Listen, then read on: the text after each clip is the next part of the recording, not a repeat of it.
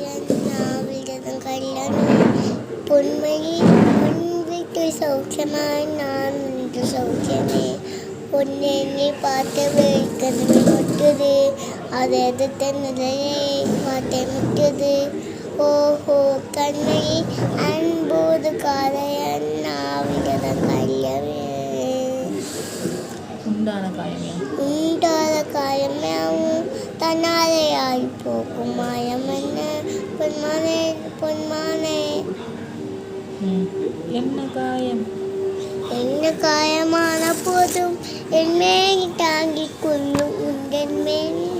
தங்கத்து சென்றேன் என்ன காயமா எந்த சோக்கு முன்னே தக்கும் என் மேல் போக வந்தார்கள் என்றது மனித ஒன்று கொள்ள இது மனித